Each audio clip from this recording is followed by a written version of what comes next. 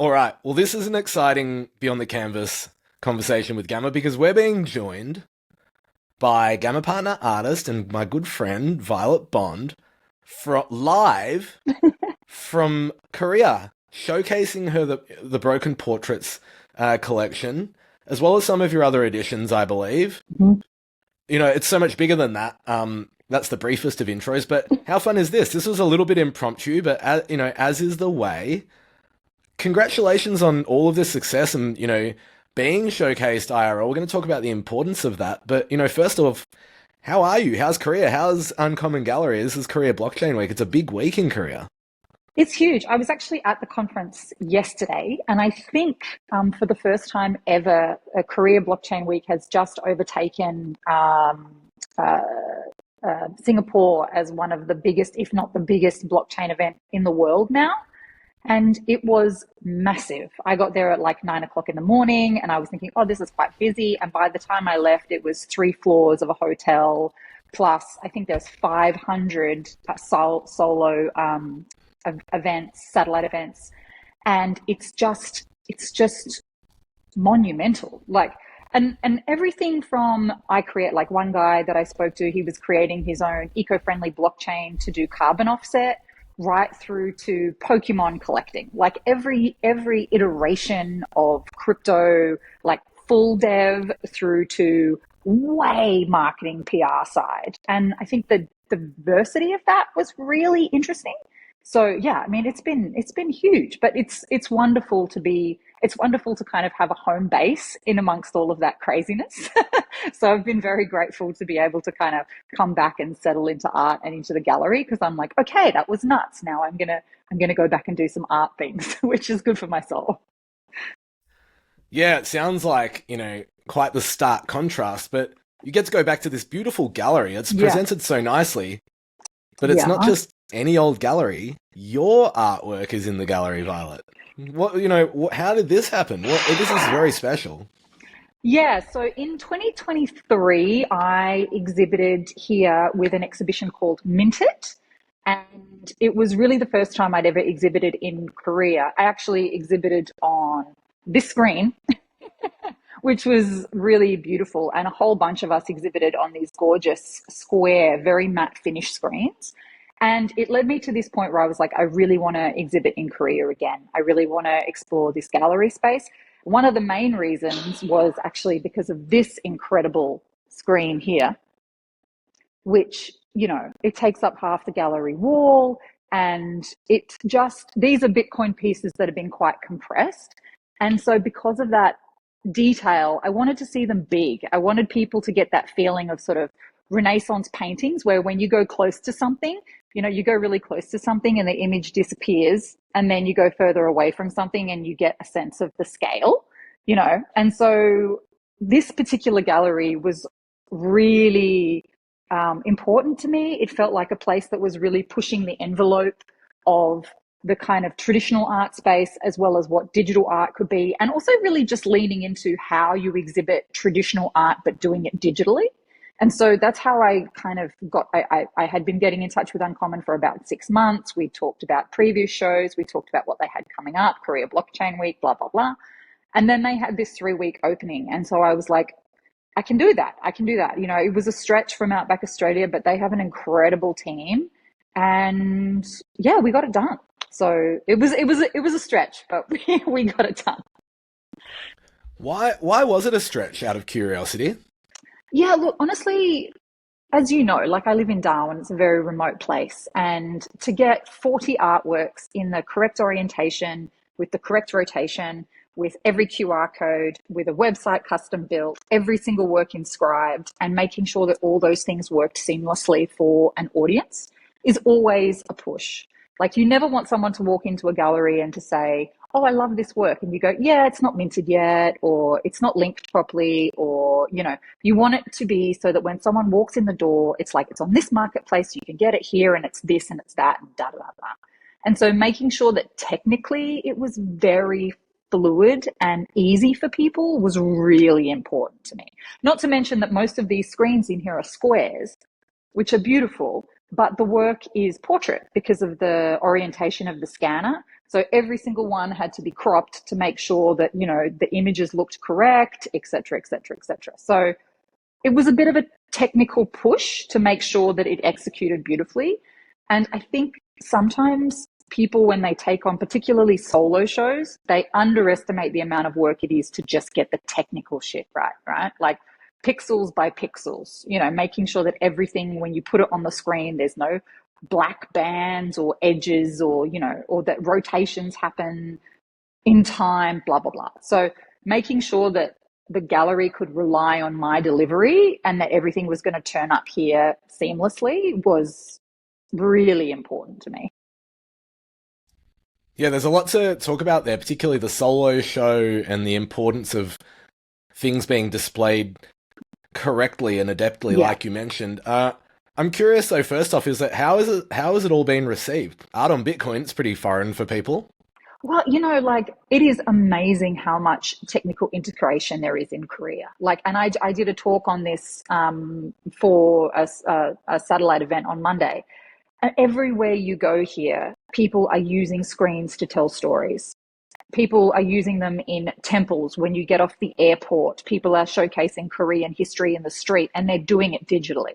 So I think in Australia and in the West generally, we use screens for advertising, and it becomes very yelly. Everyone's yelling at you to buy stuff all the time.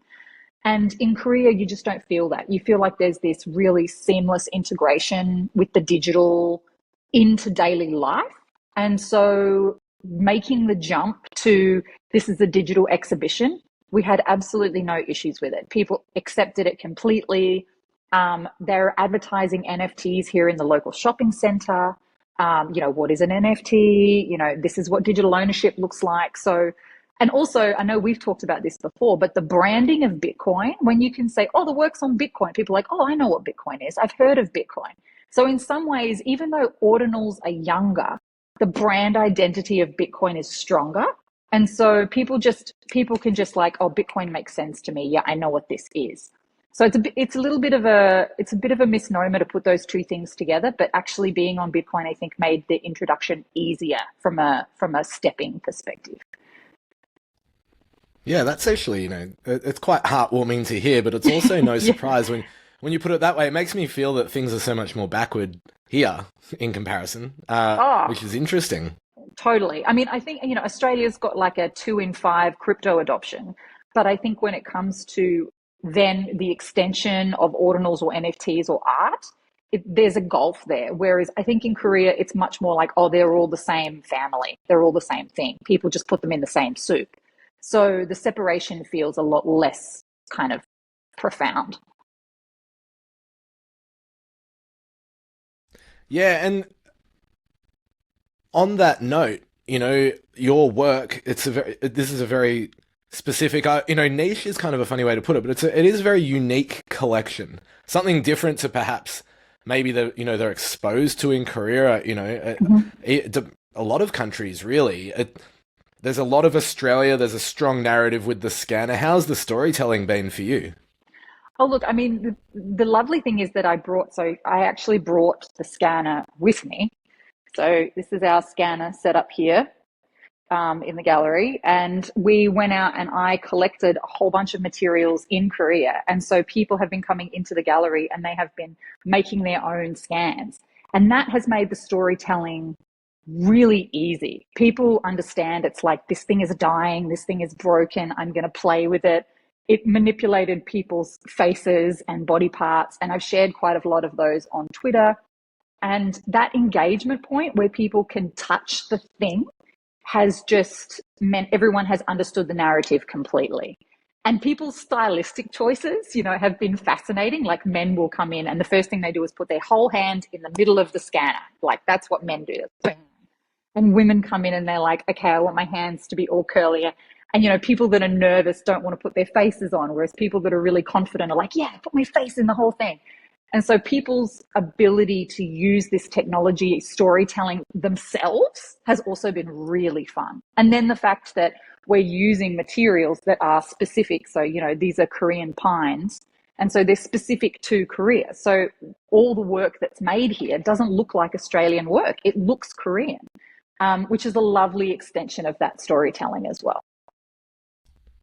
I truly love that. It sounds like you and I have spoken about this, off air, how traditional art galleries, and rightly or wrongly, or just throughout history, have been look, don't touch, be quiet, don't get involved, which is okay, But I think as we move forward, like if you want to bring a kid to a gallery, like how long is a kid gonna last?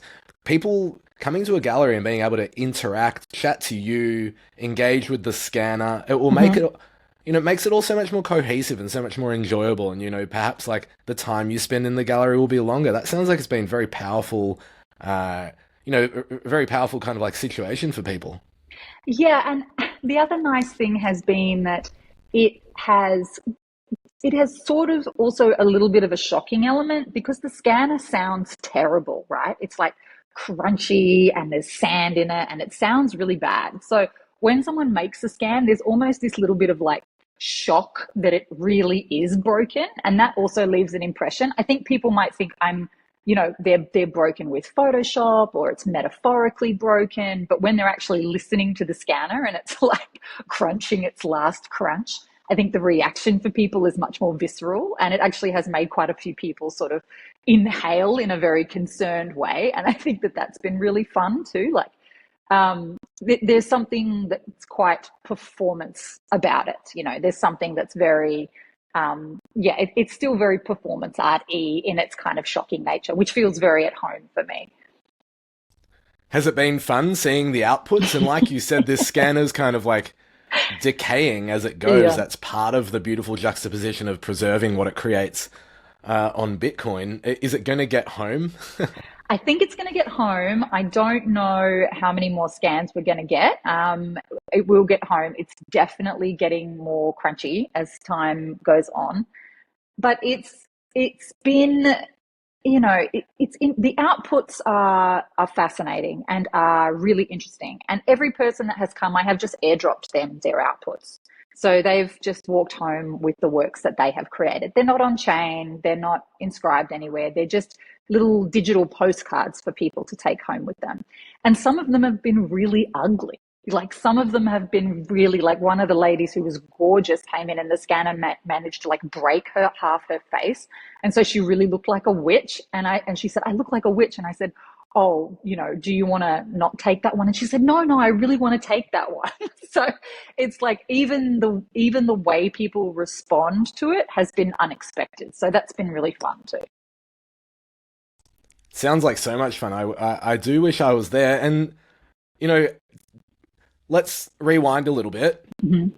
We've talked about it on Spaces, but the importance of a solo show, or the group shows are still important. So Very. let's not, yeah. Mm-hmm. But the solo show is a different beast, and it's really important for the digital art scene. We were talking just before we started about how, or you even mentioned it, how people are really connecting and understanding more. Well, you said obviously in Korea it's kind of a bit more widespread, but digital art in a physical space. So it's really important for our scene, if you want, to sort of break these barriers. So before you get to that point, you spent some time in contact with Uncommon Gallery. They're obviously really pushing it, so shout out to the team there. Mm-hmm. I guess walk us through all of that. Yeah, look, I mean, it's been I was speaking to Victoria West about this just yesterday, and we were saying that, there is such a psychological difference between seeing a painting, for instance, in a book versus going to the Louvre and seeing that painting in real life. And that's really what we're talking about digitally. I mean, digital work on your phone is wonderful, but there's something spatial in the way that we connect with pieces. There are amazing stories about, the best musicians in the world playing in the subway and then playing in, huge auditoriums. And there's nothing that you can do. They just feel different. It might be exactly the same piece of music, but they just do feel different. The other benefit to solo shows, which I really can't, if you haven't done a solo show, even if it's in a tiny space, find a way to do one. Because the main reason is you get to show multiple pieces of work in the same space. When we're scrolling, we so often see a piece of work, but it's in a silo. We so often see one image and we're like, okay, we love that one image. But when you see, like here, we've got 40 works. When you see 40 pieces of work made in a similar structural way, they just, it's like reading a book. It's a book compared to a tweet, you know. The depth and the understanding and the relationship between the works becomes really interesting. So I'll give you an example. This piece of work is an analog scan, which actually just sold out yesterday. So this piece was made with 7, I believe, scans that I made, this scan, and then I did overdrawing with pastels, and then I rescanned them to make the animation. So that's one piece. This piece is made with the same scan, but using overdrawings of many, many, many, many eyes, but it's the same original base scan. Then I took those two pieces and I compressed the absolute shit out of them in order to fit them onto Bitcoin. And then this happened. And you can see now that this eye relationship, that's the same work. So these two pieces are made out of those two pieces. There's no real way to explain that as well as having them all be in conversation in the one space. And when you hear, you're like, oh, there's these repetitious patterns that make sense. Because, I mean, I was even explaining this to my mum, who's very traditional art, and she was saying, you know, those are oil pastels, very traditional, and then this is like the end of its life at the truest abstraction of the same artwork. And it's like, yeah, that's exactly correct. So here you've got this very traditional, very analog, time-lapse, you know, almost going back to Snow White 1930s technology, and also then juxtaposing that with 100% pure tech Bitcoin inscription. And I think those conversations are the reason that solo shows are profoundly important for artists, because you get to talk context. Whereas on Twitter, we are just, it's a wonderful platform to get things out to people, but you can only get them out to people in bite-sized ways. And I think leading people into your broader storytelling with a solo show, even though it's much, much, much more work, those are the kinds of relationships that you can set up for people. I couldn't agree more. Stephen Rice, who is an amazing curator on Bitcoin and works with Ancora, and we've worked with at Gamma, and has brought the digital world to physical spaces as well, and is an art historian. You know, he's got an amazing resume. He's spoken heavily and written heavily on context.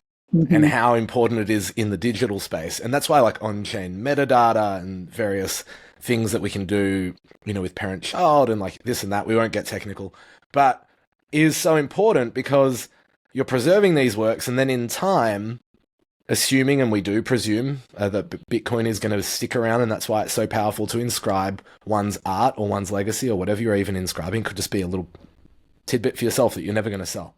But context is going to be so important because there's going to be these, I do truly believe there'll be blockchain historians that are going to dig through all of this, and context is going to be massive.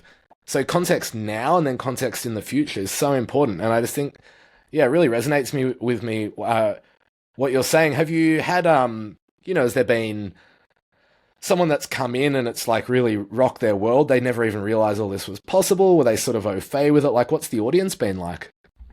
The audience has been unbelievably warm because they've come in from a real image creation perspective. So everyone that I have spoken to wants to talk about how the images were made, what they were made with.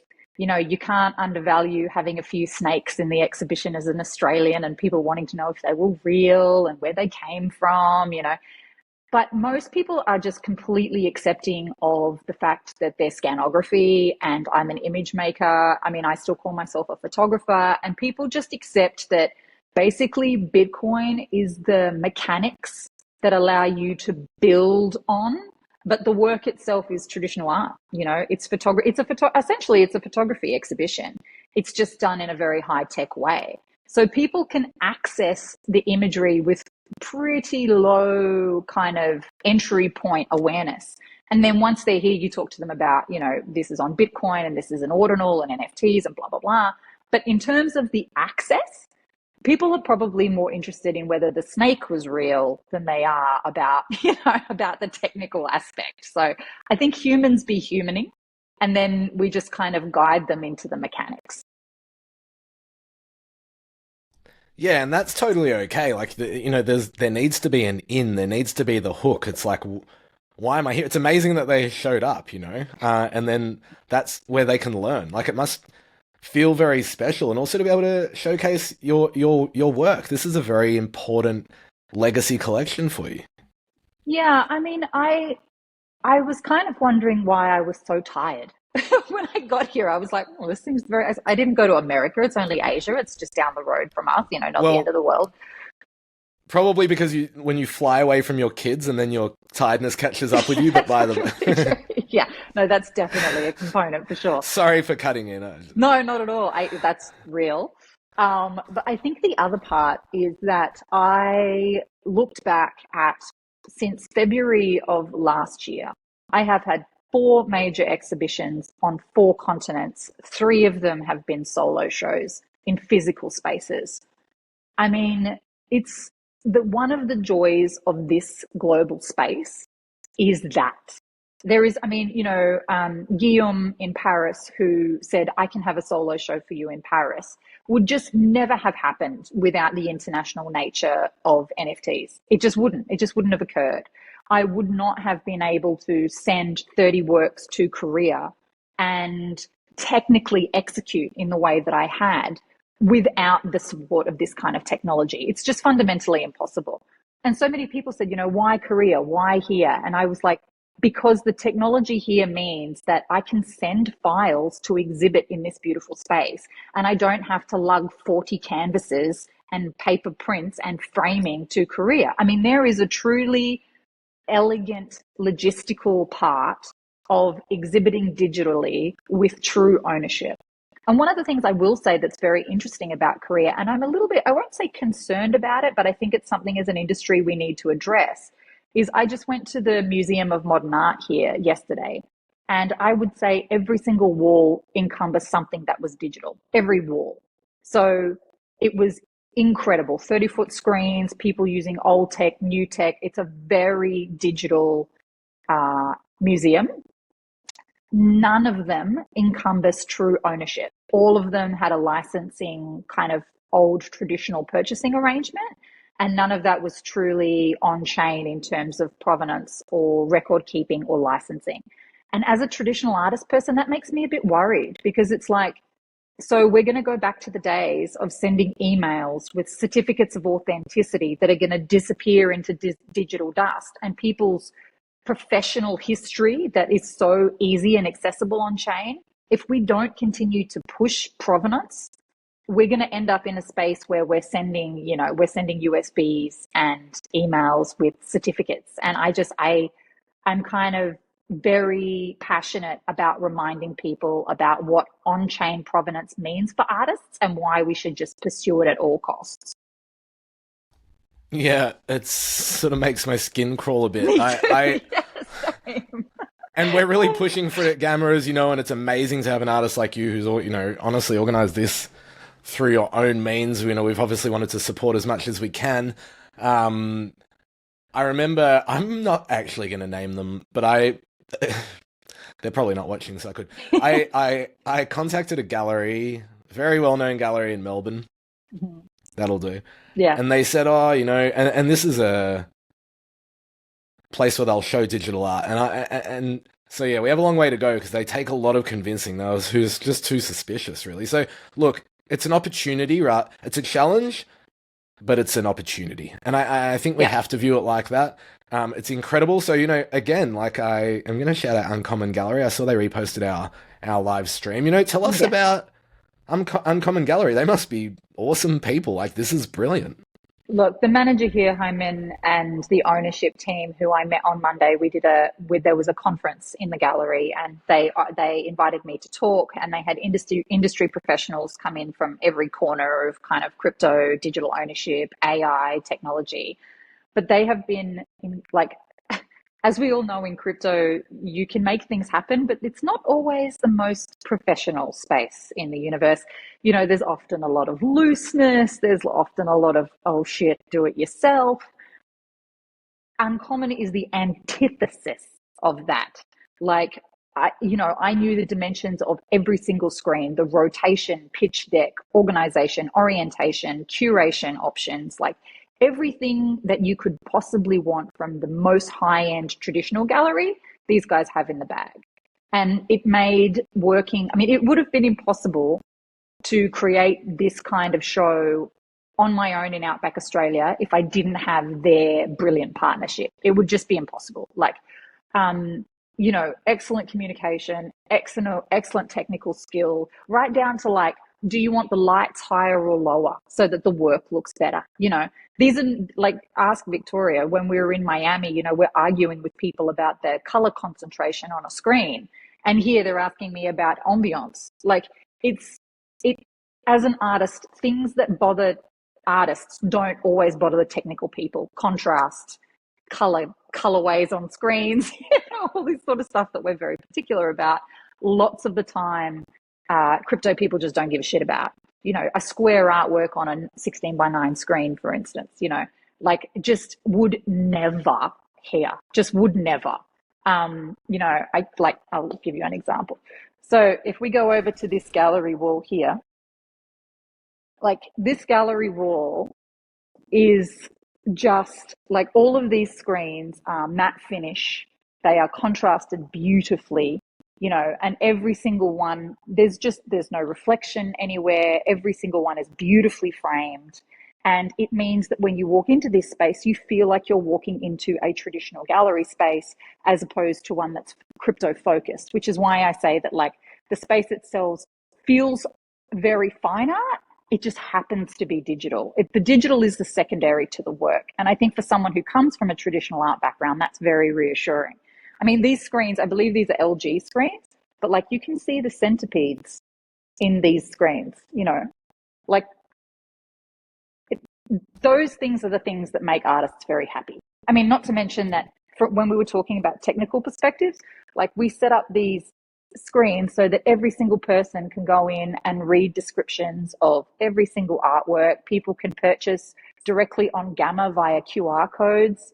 Like the seamlessness of the professionalism has just been a lifesaver. I can't say it any more kind of glowingly than that. Yeah, hats off. I have to meet them. It sounds like they really get it, and they're very, uh, like, really, like in comparison or relative to a lot of our experience, like very forward thinking. Mm-hmm. Yeah. And the professionalism, like I can't really say that highly enough, but every time there is a technical thing that you have to deal with, it's dealt with, it's beautifully executed, and it's executed with the consumer or the visitor in mind. How does a person see this? How do they get to the marketplace? How do we display QR codes well so that people can get directly to Gamma if they want to purchase? Those kinds of things, so that anyone working in the gallery have these really simple, walking into the gallery, just have very simple touch points that make the experience easy. Because let's face it, crypto is not easy in the first place. So professionalism and execution can just remove those barriers for people just so much more than almost anything else can. 100%. Even the picture, the artwork that's behind you, it looks so clear, and I'm looking through my screen, through your screen. Yeah, that's exactly it's right. amazing. Yeah, it is. And I have a digital frame up at home, and so obviously, like square artworks display with black bars on the side. Ooh, I just tapped my mic. It is what it is. A little bit at home. It is. Yeah. It's better than nothing, 100%. I love displaying digital art because that makes sense. Like, I have told this story before, but my grandma will come over and that will make sense to her. Yeah. But if she walked into this gallery, it would make even more sense to her. Like that's brilliant. And I think, I want you to touch on, and I know you and I have had passionate conversations about it, and we've alluded to it all through this conversation. Like, why is it so important that that digital art is making a move or is available, and obviously the ownership components of this can come into it, into like IRL galleries? Like, why do we have to? I agree, but why? why do we have to move there as part of it? Well, I mean, I think it's actually not that we have to move there, we have to keep up. Like when I was in Miami Yeah, yeah. last November, every single, I would say 2 out of 3 traditional spaces had a digital component. They would have a digital, like they would have a video piece, or they would have the artist making the work, or they would have a animation in a frame. Like digital art exists in a way that is prolific in the traditional art world. The missing gap is ownership. So the digital art universe in the traditional space is coming like a rocket. Like everywhere you go, museums, like interactive museums, video pieces in museums.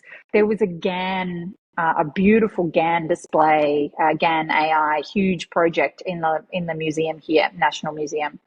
And so I think digital art is on the tarmac. It's a runaway train. The reason it's so important for us to be involved is so that we don't end up in a Spotify streaming art hellscape where ownership becomes no longer a focus for people and people just, rent artwork for a few cents. I think that would be incredibly sad, not just financially, but also in terms of the development of artists' careers and trading on the secondary. And, 10 years down the road, we lose all of the ability for people to have a sense that they were involved in an artist's development. The wonderful thing about people that purchase an artwork for $500 now and sell it for 50 grand in 20 years was the fact that they feel like they were there in the beginning. They put their money where their mouth is. And if we don't kind of really educate the fine art world about that now, we will end up in a streaming universe. And I think that that's the reason that we have to get noisy, because if the digital art scene doesn't start talking about ownership, it's going to kind of run away from us. So that's the reason I'm deeply passionate about it. Yeah, look, seconded. I care about ownership and you care about ownership. Um, do you think people in general care about ownership? Do the people that you've been talking to in the gallery start to comprehend that? Not in the beginning, until you start talking about somebody buying a Picasso for $300 and selling it for 3 million, and then all of a sudden people care very, very much. So I think we need to pick our battles. I think we need to also understand that even though we are going to work digitally, people are starting to buy vinyl again. People are starting to understand that their iTunes accounts don't belong to them and that their vinyl collections do.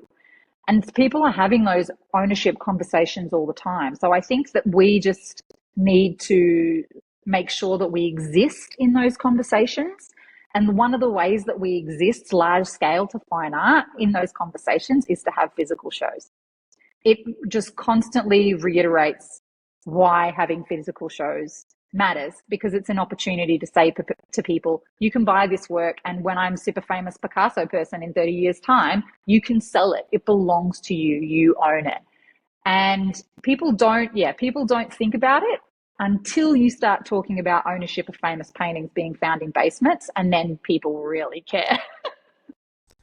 Yeah, I love that you say that.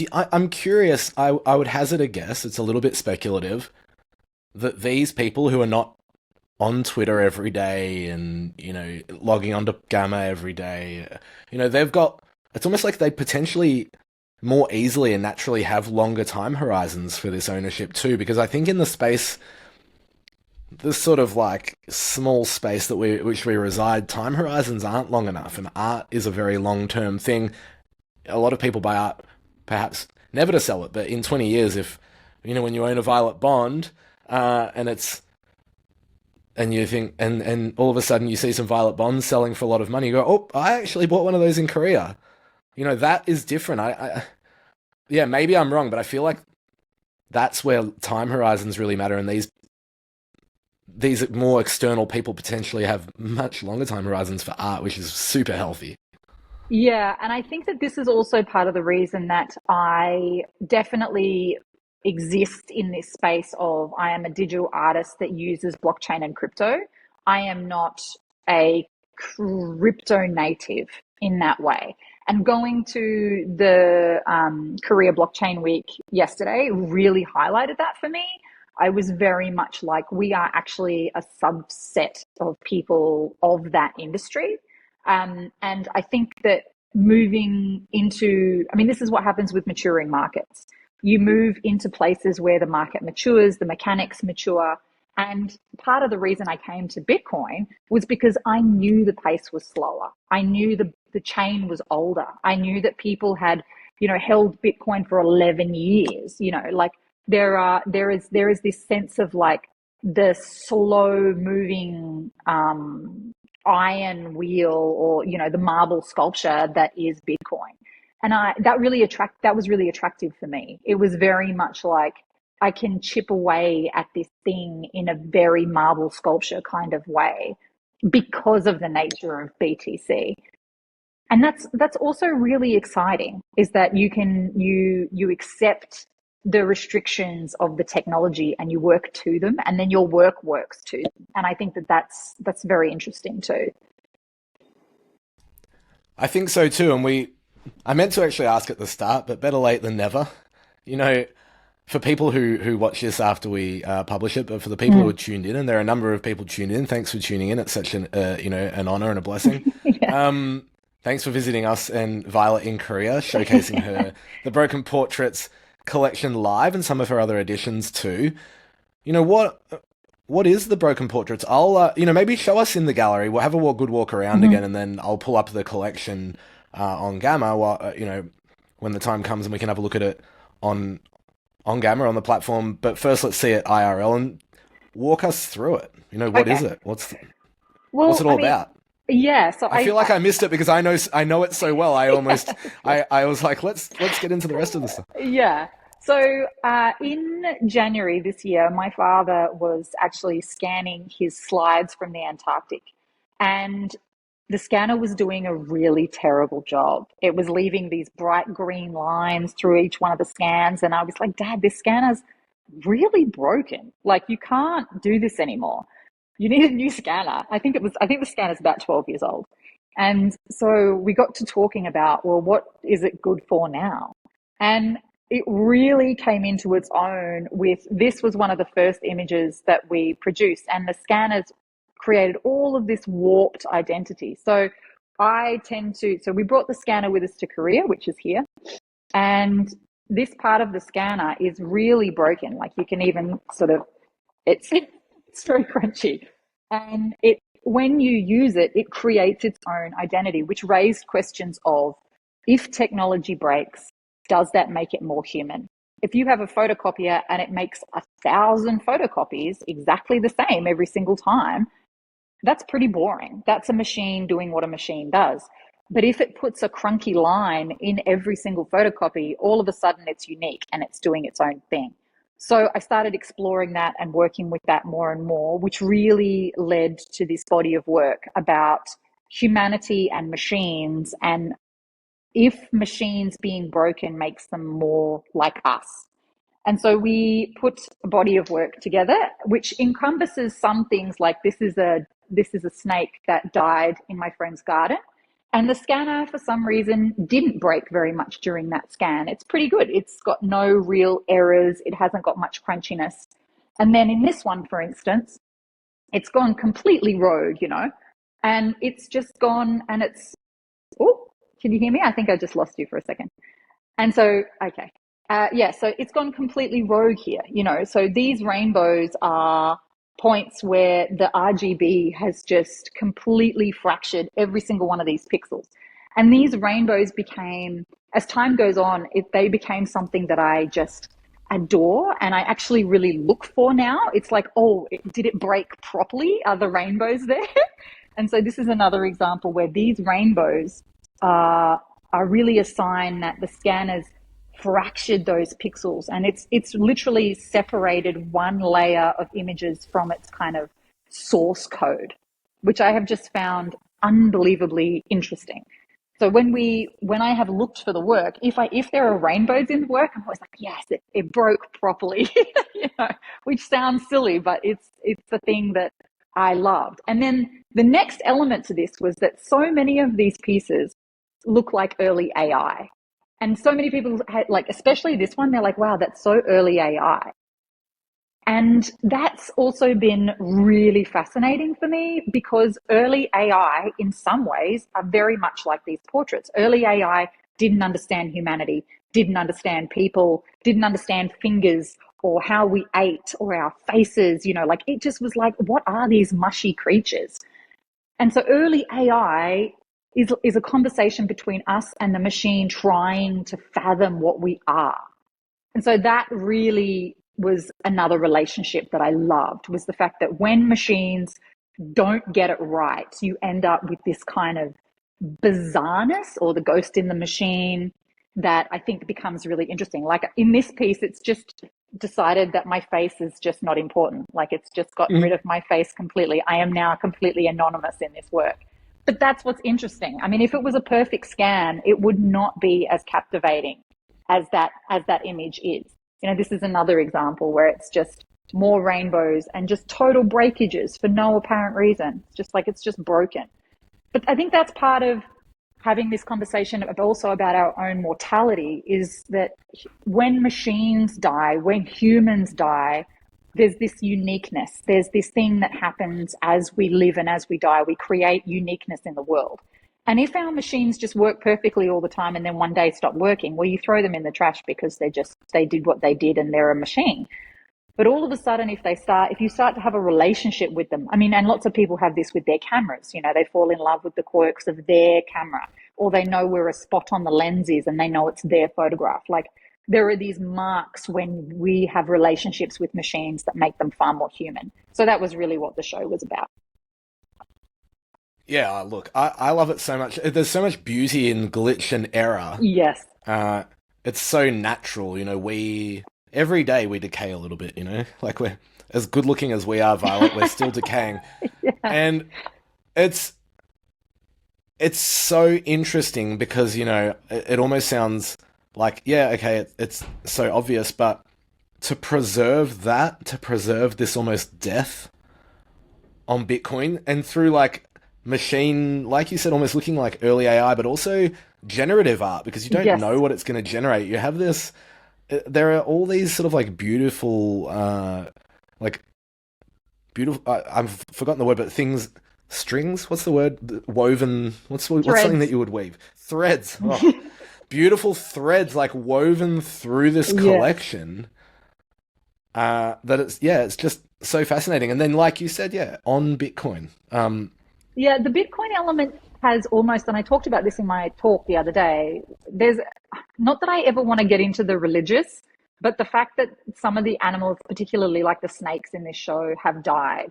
And then we have taken essentially their essence and put it on another plane of existence. Like there is something just a little bit religious and spiritual about that process.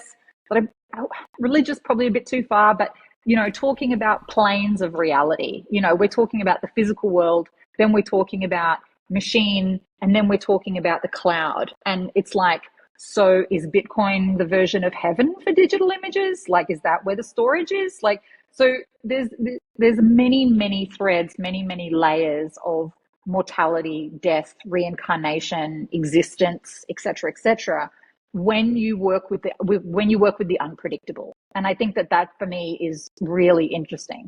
The other part is the scanner is so like it's this big. That's all you get, right? There is no flim flamming around. It's like you have this A4 piece of paper. That's all you get. And as a photographer who worked in the outback and took huge, expansive bodywork landscape shots, this constraint there's also like kind of religious overtones to that as well. It's like you get this much space. You have to be creative in this much space. And so that's been really nice for me as well, because the more you use a space over and over, the better you get at understanding it. Yeah, look, I don't want to put words in your mouth, but there's a beautiful parallel there with you get this much space to create the artwork.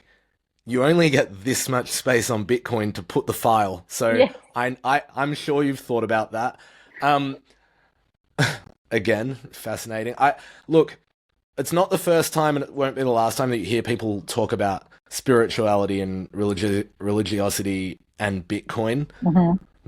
Early Bitcoiners and new Bitcoiners can be very religious towards Hmm. Bitcoin. It's almost like, we don't need to get into religion specifically, but it becomes people's religion. It becomes something that they're so passionate about. It becomes Yeah. part of their core and their ethos. So there's beautiful overtones and parallels there as well. Hmm. Which really like adds to the collection. I guess you were aiming to get 99. They're all parent child. So for people who don't know what that means that they're Yeah. all linked on chain. Hmm. Forever for as long as Bitcoin lasts, which is beautiful because when we're not here to tell the story can continue to be told. Um, I'm not actually even necessarily sure where I'm going with that, but I would love to just get your feelings on that through your creation. We might not get to 99 because the scanner's decaying, but you might.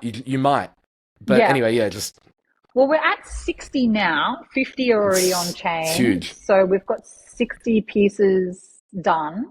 So I know I'm pretty confident we'll get to 99. I mean, obviously RIP if something happens beforehand, but I feel pretty confident that we'll get to 99 and it'll be that collection of work in its entirety. And that feels quite important to get to that number because it was like the beginning and the end of a story. And I love the fact that then I can also burn the parent.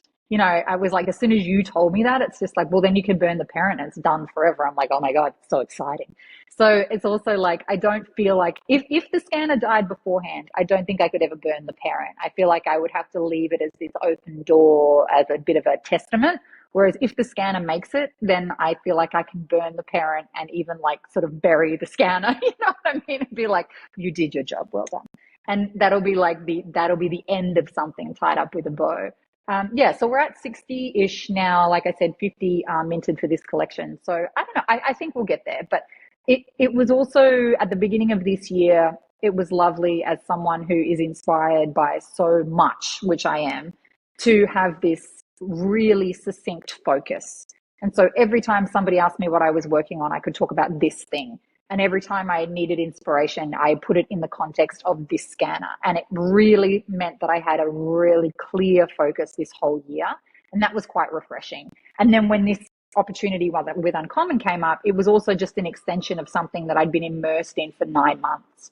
And so, 9 months of layers and talking and interviews that I've done with you and tweets and spaces, et cetera, meant that when this came up, I felt very well prepared for that. I was like, I have been living and breathing this exhibition since January, and it feels like I was capable of, embodying it in a solo show.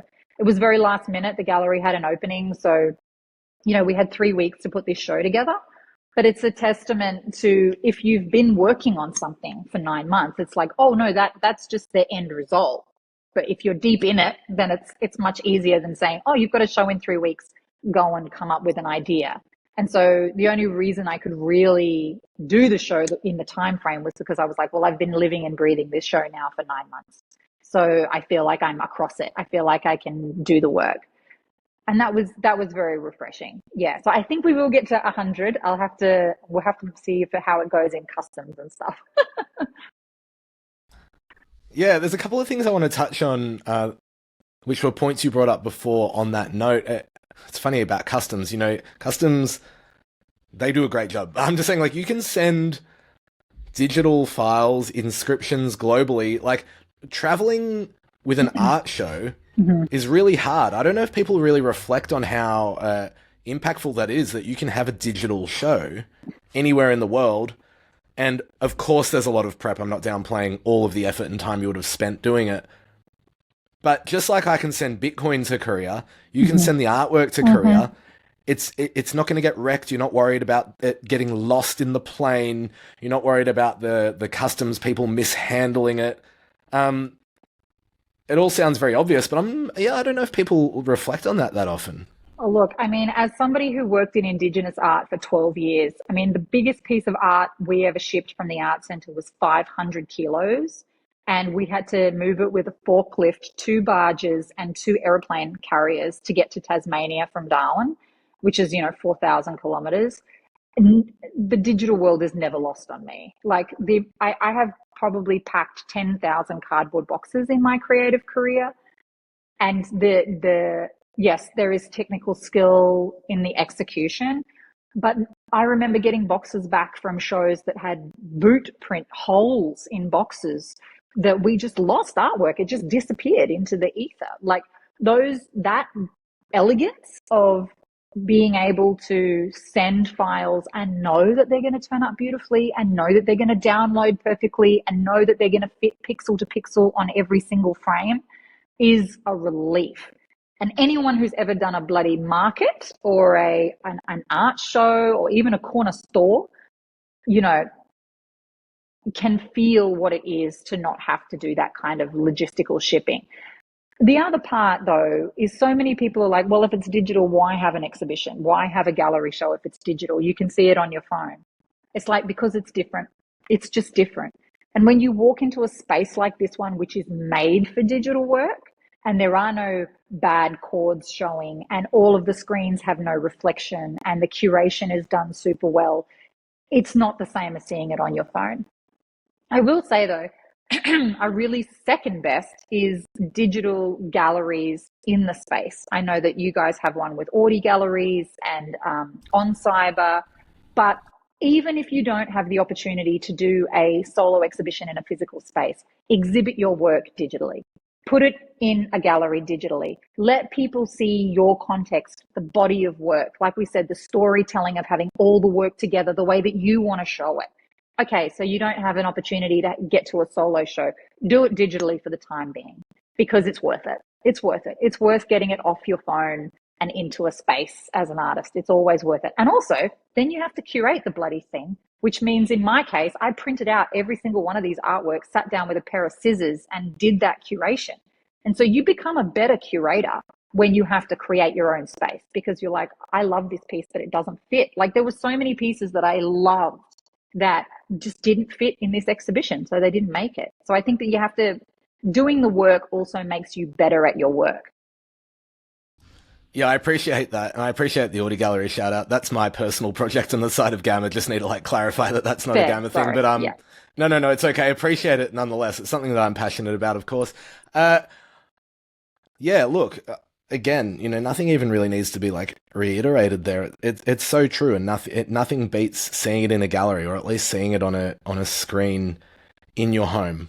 Mm-hmm. And obviously, it's okay to see it, you know, on a platform like Gamma. I hope and I think Totally. and I believe we display it really well as it deserves. But it of course in a gallery, it's, you know, stunning. It's what art deserves. It's what people are used to too, and it's just, you know, you can see it behind you on those white walls. I absolutely love it.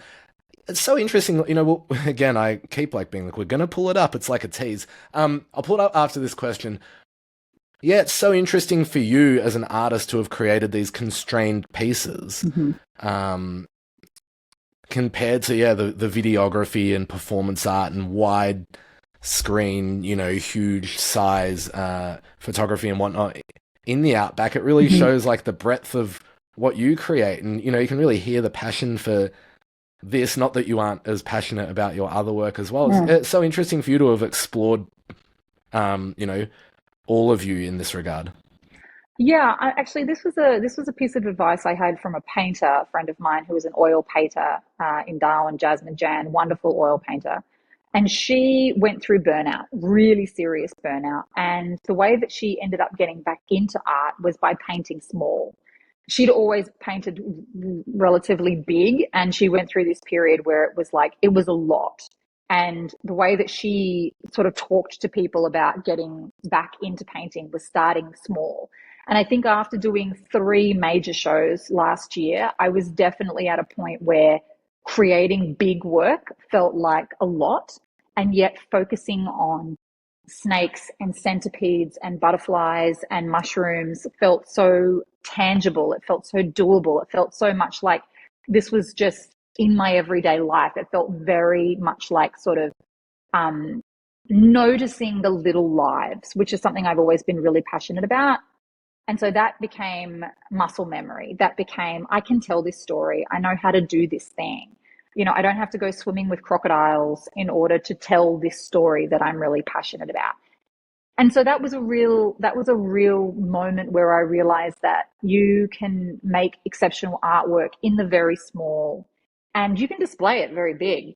That's not the issue, but you can focus on the little things and they're just as valuable. They make people just as emotional. You can convey just as deeply the story that you're trying to convey, and it doesn't have to always be grand. And that was very important for me after spending 3 solid years really working on massive.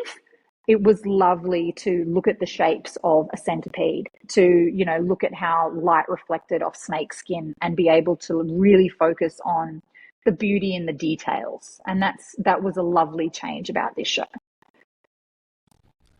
Yeah, and it's a very mindful thing to do, when people are Yeah. overwhelmed, is to zoom in, to be mindful, to kind of, different meditations are like Hmm. a body scan, so you focus in on like how's my like left little toe feeling. Yeah. It's not a made up phenomenon. It makes sense.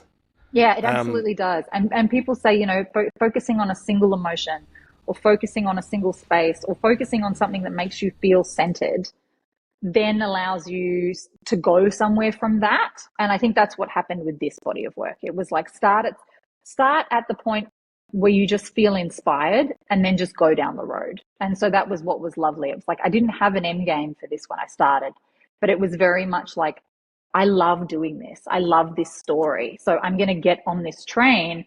I'm not sure where we're going to end up. Turns out it was Korea. But, in the beginning, I was just like, I love this story. So I'm going to keep doing that and it'll go where it goes. no, definitely. I'm going to pull up the collection. Teaser's over. Okay. Um, Grab walk baby. us through a little bit. Feel free to tell me to stop because I'll slowly scroll through it. Hmm.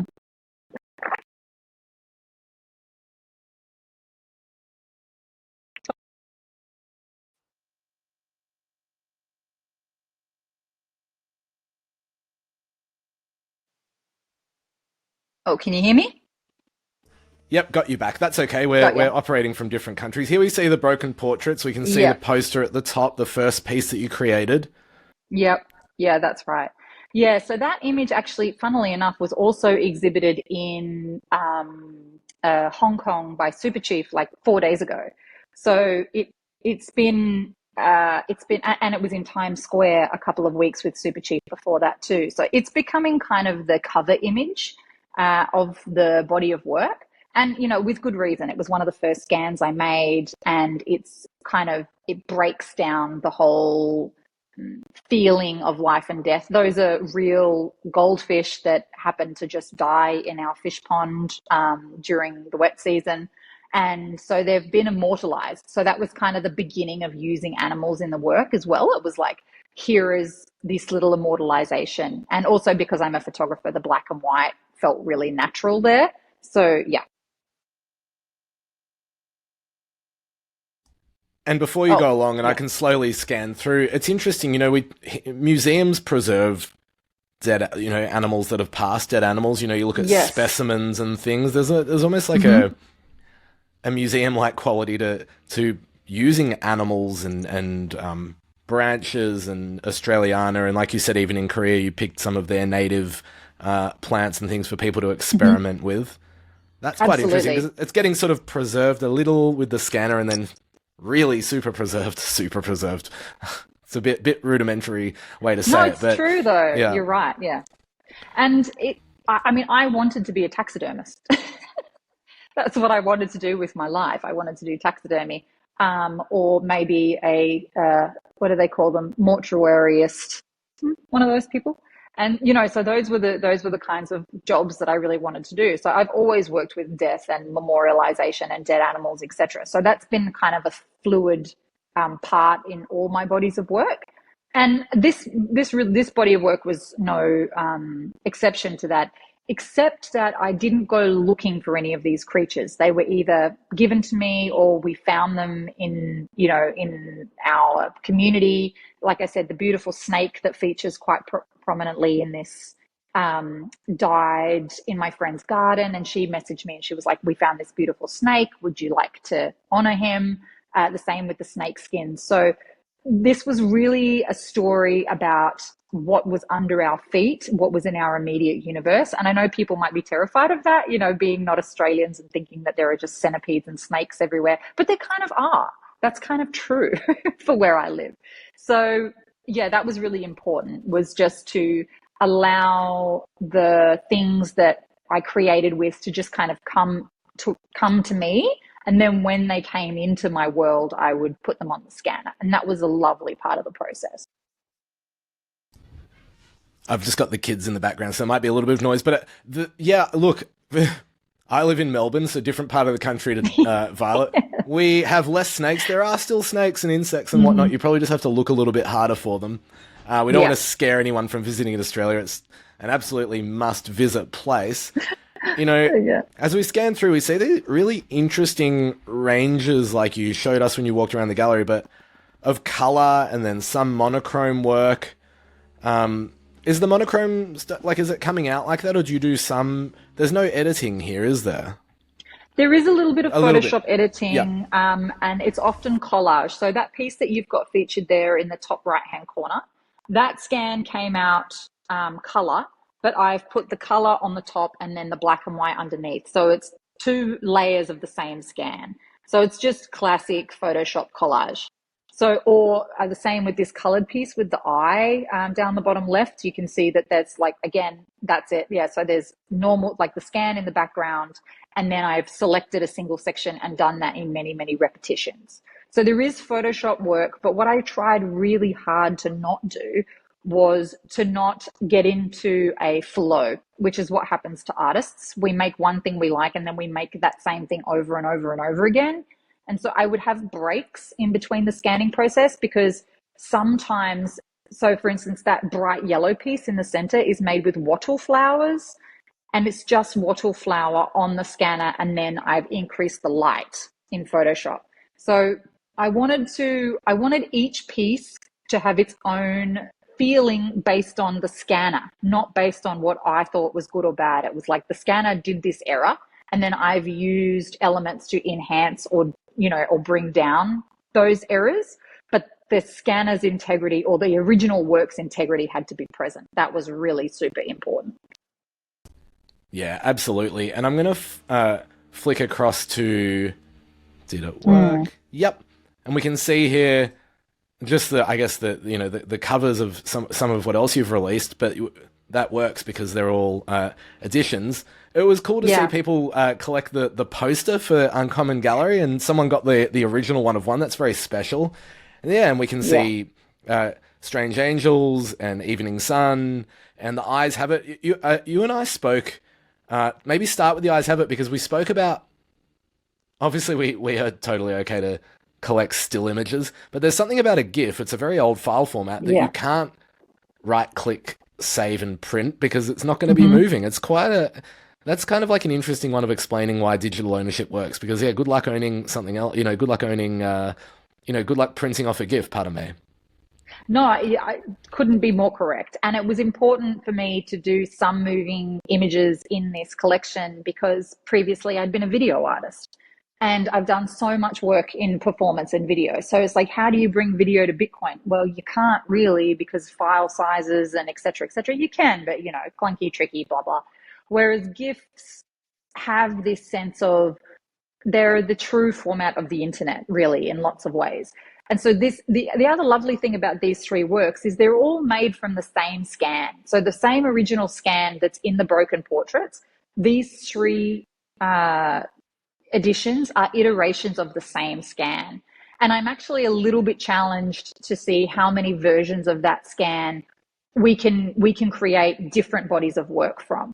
And then each of the analog thing was also really important. So the Eyes Have It, lots of people are like, well, how did you create the movement? And it's like, I hand drew those eyes many, many, many, many, many times, and then scanned them and then compressed them. So that's the reason that they have this very analog, quite, early time-lapse feel is because it's not digitally created. And again, then you have this conversation between it being on the mother chain, it's on blockchain, it's on Bitcoin, with essentially this technique was invented in the 1930s for Snow White, it's basically stop motion animation. So again, the old and the new was important to incorporate there as well. Yeah, I really love that. And even Bitcoin itself wasn't a bit of an old and a new thing because people had been Mm-hmm. working on e-cash and hash cash and digital currency and whatnot for a long time. Computer art has been around for a Mm-hmm. long time since, I think the 50s, Yeah. before it was obviously able to be tokenized and owned. So yeah, it is really elegant in that way. Violet, this has been an awesome chat. I'm so glad we were able to do this. I'm so glad you've had the best time in Korea, really spreading the gospel, really doing amazing Yeah. work. It's been a pleasure to just to support in our way in which we can. But you've been the star of the show as you should be. Is there anything else that I didn't ask, or anything else you'd like to share about this experience, or just like some words of wisdom for us? No, I mean, the only thing I would really say is chase it down. Like this is something that I say to a lot of, this is what I say to artists all the time is chase it down. If you, like, I approached Uncommon, I sent them a proposal. I physically took the artwork and overlaid it in their gallery space and said, this is the kind of exhibition I want to create. This is what it'll look like in your space. This is why I'm passionate about it. Don't I think for artists often they wait for galleries to approach them, they wait for the right thing, they're concerned and they want to make sure they do the right thing. But I think also sort of squeaky wheel as well, squeaky wheel gets the oil. And if you love a space and if you can just see your work in that space and you can feel that it's going to work for you, chase it down, hustle that shit, chase it down, write proposals, do good image overlays. We all know how to use Chat GPT. Take your work, put in their gallery images, show them what an exhibition would look like, show them why you think that story is worth telling. And you'd be surprised how many times people get behind you because they're passionate art people. And this happened in France. This happened for me in Darwin. When I approached Guillaume in France and I said, look, this is the exhibition I want to have. He was like, I think we should do it in my gallery. When you are passionate about your work and if you can tell a story, most of the time, professional people want to get behind you.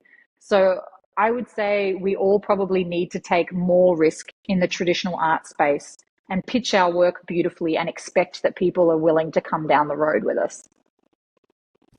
Yeah, I think that's a brilliant place to leave it. We're obviously here to push with you and support you. It's been a pleasure to just support you in our own little way through Gamma. So, that goes for all our artists. Anything that you're Mm. doing, always let me know. Everyone knows how approachable I am. Not trying to sell myself, but Violet, it's an honor. When you first told me about it, feel like I was as excited as you were. It's been Yeah. so much fun to see this come to fruition and to have Mm. this discussion. It's so important. These discussions add so much more context as well and help to, bring it to more people, Yeah. hopefully. So yeah, thanks so much for your time and big congrats. And also, yeah, well done, like helping to pioneer this with us and for yourself too. Yeah, look, and in terms of context, the other thing I would say is the other place that artists have always found context in this space is by putting collections of work on great marketplaces. That's the other thing. It's like having one work on Twitter is not the same as scrolling through an entire body of work on a brilliantly designed marketplace where you can get context. If we can't have solo shows every single day of our lives, marketplaces are how we do that 24 hours a day, 7 days a week. So I've also been incredibly grateful to Gamma for putting so much effort, I think, also just from a design and curatorial perspective, because we can't have exhibitions all the time. And where we tell people to find us, where our storefronts are, where people can find us all the time are on platforms that invest in artists. And you guys have always done that. So, it's a full credit to you as well. Yeah, I appreciate that a lot, but I always reply back with, we don't exist as, platforms, Gamma, that we don't exist without the artists. The artists are the backbone of the space, and, it's a pleasure to work with you and also be your friend and, always, obviously anyone from anywhere in the world, but love chatting with a fellow Aussie too. So Violet, big congrats on the showcase. I hope more people find the work, but like you said, Bitcoin's patient. The collection's on chain. It's Totally. going nowhere. Mm-hmm. Yeah, look forward to what else you bring to the Broken Portraits and to the cohesive collection of of other drops that you bring and everything else that you do. And we'll see you when you get back to Australia. Okay. And in Korean, 감사합니다. Bye, everybody. Thank you.